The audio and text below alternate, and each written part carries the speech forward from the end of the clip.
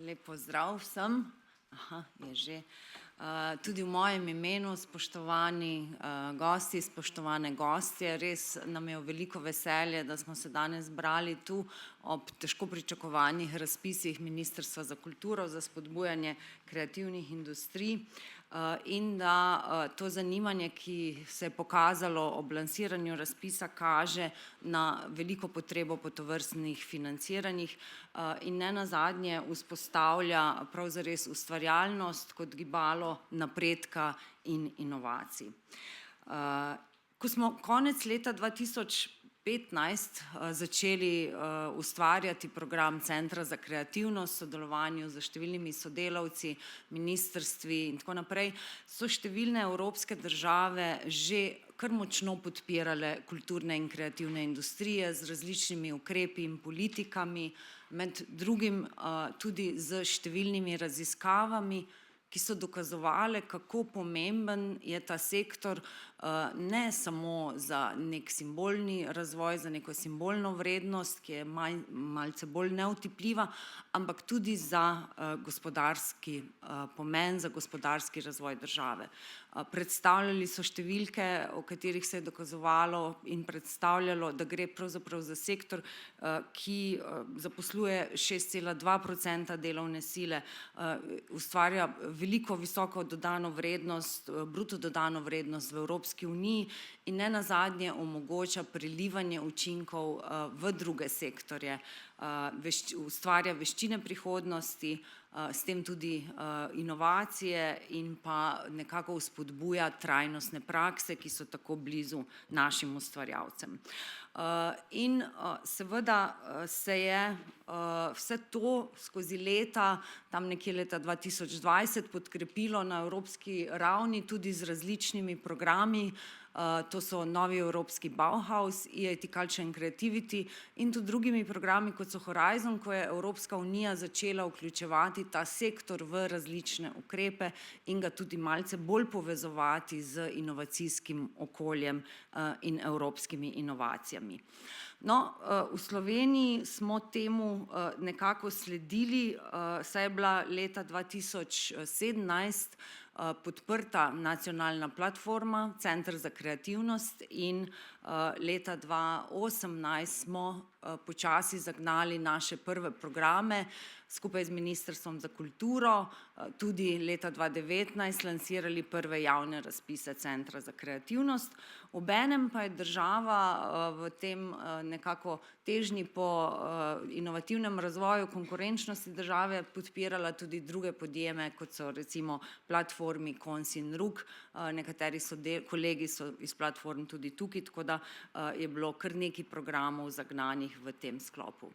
Mi, ko smo začeli razvijati platformo, smo se z kolegi Matevžem Čelikom, ki je danes z nami, in številnimi drugimi sodelavci muzeja, centra, prav zares spraševali, kako naj podpremo ta sektor, da bi nekako imelo, da bi ta podpora imela učinek, da ta podpora ne bi bila samo programska podpora, kot je bilo prvotno mišljeno, ampak smo po vzoru sorodnih inštitucij iz tujine videli, da pravzaprav sektor potrebuje ne samo programe podporne, ampak tudi finančno podporo. Zato smo takrat predlagali ministrstvu prve tovrstne razpise oziroma ene od prvih tovrstnih razpisov za podporo kreativnih idej v različnih fazah razvoja. Od neke ideacije do podpore kreativnim podjetjem in pa do povezovanja z tradicionalnimi podjetji za tiste, ki pač niso želeli razvijati svojih izdelkov. Po drugi strani smo pa skozi programe muzeja vključevali ustvarjalce v različne programske sklope za dosego seveda zelo specifičnih ciljev, da se ta sektor poveže z gospodarstvom, znanostjo in tudi drugimi sektorji. In nenazadnje tudi zato, da tisti ustvarjalci, ki ne dobijo sredstev na razpisu, lahko še zmeraj sodelujejo v drugih programih, ki jih organiziramo v Centru za kreativnost. In moram reči, da so bili po 5 letih dela za nas prav zares nekako učinki in doseg kar presenetljivi. V obdobju 2017 do 2022 smo, kot je prej omenil državni sekretar, razvili več kot 500 programov. Tukaj jih je omenjenih samo nekaj res ključnih, od razvoja blagovne znamke Made in Slovenija do partnerske mreže, ki je povezovala organizacije po Sloveniji, izobraževanj, inkubatorjev, skupnosti, ki je povezovala ustvarjalce, mentorje, do internacionalizacije in seveda razstav, predstavitev teh dogodkov v tujini in doma. In če seveda grem čisto konkretno, mogoče za odločevalce, ki so danes tukaj na številke, res nam je uspelo vključiti izjemno veliko število kreativnih podjetij in tudi drugih podjetij v programe, to pomeni aktivno vključiti v sodelovanja, v izobraževanja, delavnice, mreženja in tako naprej, predstavitve, do tega, da je bilo skupaj z razpisi ministrstva in našimi programi razvitih več kot 200 inovativnih storitev in pa produktov, projektov. Nekateri od njih seveda trajajo še danes, za kar je ministrstvo skupaj z našimi programi oziroma plus naše programe namenilo skoraj 5 milijonov evrov sredstev. Obenem pa se je v programe, ki smo jih izvajali, vključevalo veliko število zelo raznolikih ustvarjalcev iz teh različnih področij, od oblikovanja, arhitekture, glasbe, filma, knjige in tako naprej. In dejansko celoten projekt je nekako imel tam okrog 240 tisoč obiskovalcev, razstav, dogodkov in udeležencev. Vse to je bila ena taka zelo lepa vzpodbuda za naše delo, še bolj pa je bilo nekako, ali pa obenem pa je bilo tudi pomembno, da smo dajali poudarek na statistiki, na raziskavah, na nekih konkretnih podatkih o tem, kaj ta sektor je. Tudi zato, da bi odločevalci, različna ministrstva razumeli, kaj je kreativni sektor, da to ni samo oblikovanje, da to ni samo arhitektura, ampak da je sektor vseeno malce širši in da smo ga lahko potem primerjali tudi z nekimi statistikami in podatki iz Evropske unije. In v te raziskave je bilo vključenih več kot 200 ustvarjalcev, odločevalcev, organizacij, skozi katere smo nekako pokazali, da je sektor res velik in da zavzema več kot 10% pravno-organizacijskih oblik v Sloveniji, da je prav zares primerljiv z gradbeništvom, če gledamo z vidika neke ekonomske vrednosti, ki seveda ni edina pomembna, ampak vseeno. Da je tukaj zaposlenih 7% vseh zaposlenih v Sloveniji dela v kreativnih industrijah in da prihodki tega sektorja znašajo skoraj 3 milijarde evrov, kar je dejansko več, kot ustvarja kemična industrija oziroma je primerljivo s proizvodnjo električnih naprav. Skratka, ne moremo reči, da ta sektor samo počiva na lovorikah javnega denarja, ampak tudi ustvarja neko vrednost. Bruto dodana vrednost na zaposlenega v sektorju pa je dejansko višja kot v ostalem gospodarstvu. Skratka, ponovno višja kot kemični industriji, proizvodnji računalnikov, električnih naprav in primerljiva kar z avtomobilsko industrijo. Za mnoge so to malce suhoparni podatki, za odločevalce pa zagotovo pomenijo nekaj, na podlagi česa lahko utemeljujejo tudi nadaljnje podpore sektorju. Za nas, ki pa se ukvarjamo s programi in vsebinami, pa je bilo nekako najbolj pomembno in dragoceno, so bile dragocene izkušnje ustvarjalcev, ki so sodelovali v programih in ki so poročali o tem, da dejansko programi, ki jih delamo, pomagajo pridobivati neka nova znanja, vzpostavljajo nova sodelovanja med sektorjem in z drugimi sektorji, da lahko ustvarjalci, ki se vključijo v programe, delujejo uspešno tudi z dobičkom, da lahko razvijajo svoje produkte naprej ali pa do takih uspešnih zgodb, kot je zgodba Uroša Balantiča, ki jo boste slišali v nadaljevanju, ki je res dosegel izjemno povečanje prodaje in pa zaposlitev z, bi rekli, lahko relativno nizkim vložkom 40.000 evrov. Seveda tukaj ne gre samo za hvala sredstvom, ampak delu Uroša in njegove ekipe, pa vseeno. Ali projektom, kot je Kronoterm, ki so že uveljavljeni, pa vseeno nekako vidijo dodano vrednost z utrditvijo domače proizvodnje, znakom odličnosti Made in Slovenija in s predstavitvijo na razstavah, ki nenazadnje pomenijo tudi za podjetja neko odpiranje novih trgov, odpiranje novih občinstev in seveda tudi nek nov domet. Vse to je verjetno botrovalo in pripeljalo tudi do tega, da je bil program centra umeščen tudi v naslednjo kohezijsko obdobje, za kar smo zelo veseli, in 2024, sredini leta, malce več kot leto dni nazaj, smo lansirali naslednjo edicijo našega projekta, skupaj z ministrstvom, skupaj z številnimi sodelavci na podlagi informacij, raziskav iz preteklih programov, kaj je tisto, kar ustvarjalci potrebujejo. Tokrat ponovno na zelo specifičnih oseh inovacijske družbe znanja in krepitve rasti, konkurenčnosti, trajnostne rasti malih in velikih podjetij. Skratka, center ima skozi kohezijsko perspektivo zelo konkretne naloge, ki jih mora dosegati. Tokrat nas je ministrstvo priznalo tudi uradno kot nacionalno platformo Centra za kreativnost, za kar smo zelo veseli in ponovno povezujemo ta sektor, ga podpiramo in ga povezujemo z gospodarstvom, znanostjo in seveda tudi drugimi sektorji in pokrivamo tista presečišča, ki mogoče do tega projekta niso prejela svojih finančnih spodbud ali pa sredstev, ker so bila na eni strani preveč podjetniško usmerjena za mogoče Ministrstvo za kulturo, pa druga ministrstva pa preveč kulturno ali kreativno. Še vedno pa iščemo projekte, ki imajo inovacijski poslovni potencial in odgovarjajo tako na družbene probleme in trajnostni razvoj. Skratka, ta družbeni učinek je za delo centra izjemno pomemben. In naša vizija in želja je, da se ta ustvarjalnost postavi kot eden od temeljev trajnostnega razvoja družbe in boljše prihodnosti za vse, tudi z malce bolj sistemskimi ukrepi, kot jih imamo do zdaj zgolj skozi projektno delovanje. Skratka, ko smo začeli razvijati drugo perspektivo, seveda smo imeli podlage v raziskavah, kaj so neke potrebe, obenem pa je tudi ministrstvo, kot so že omenili, želelo vzpostaviti podporno, učinkovito podporno okolje za poslovanje, inovativno delovanje tega našega sektorja,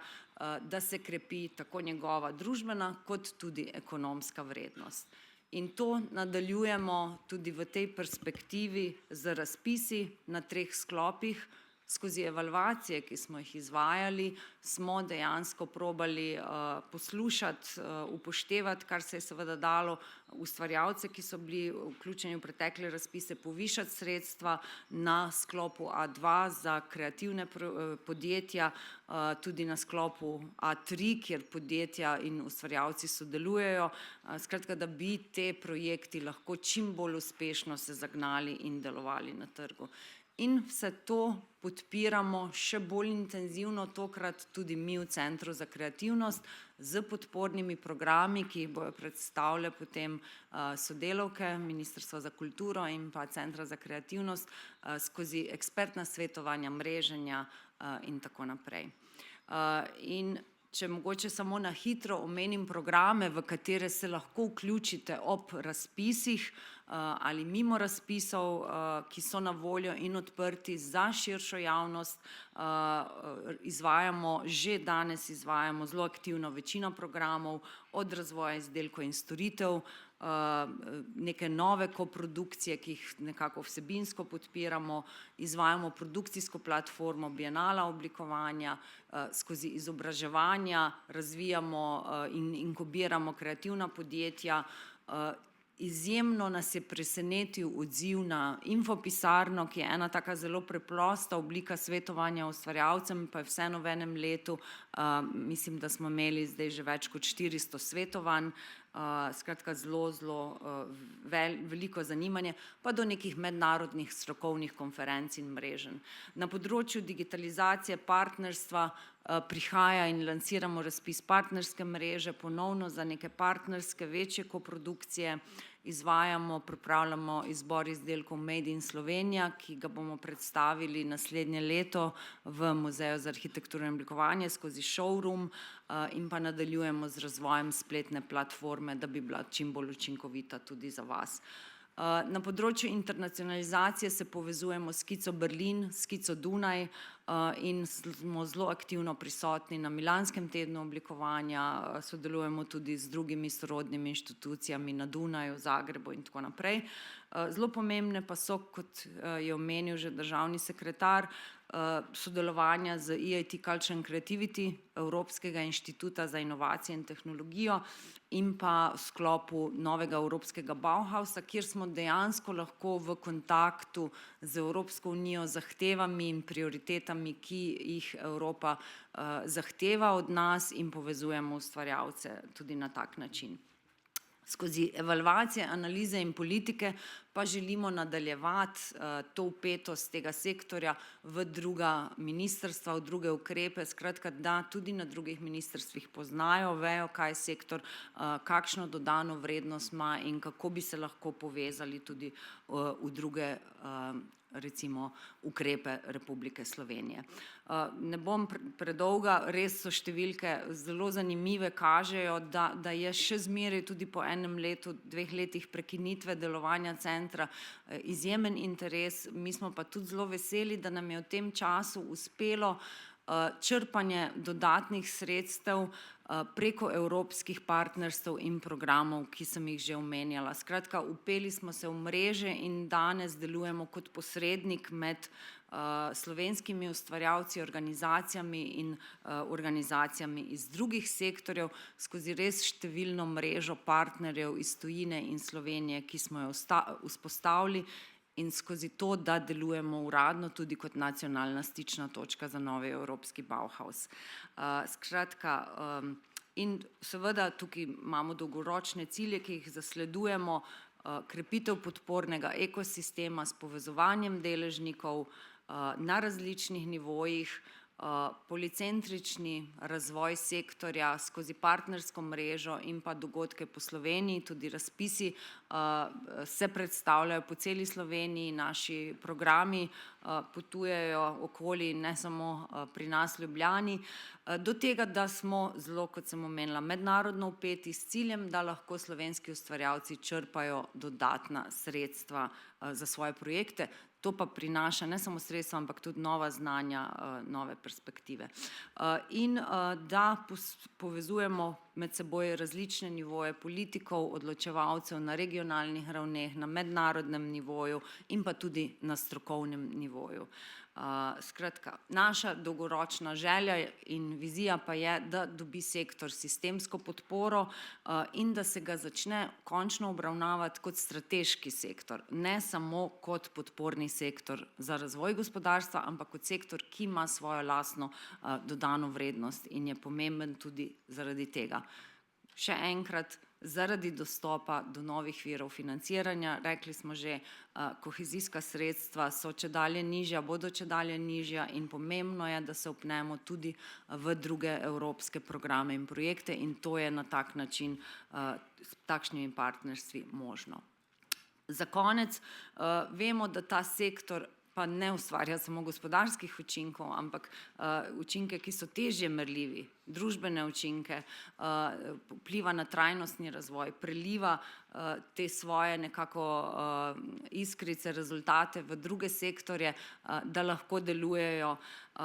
vpliva na kompetence oziroma vzgaja kompetence prihodnosti, tudi na področju digitalne preobrazbe, skratka veliko več kot samo neki kratkoročno ali hitro merljivi ekonomski kazalniki. In zato ni čudno, da tudi ostale države članice zelo vlagajo v ta sektor.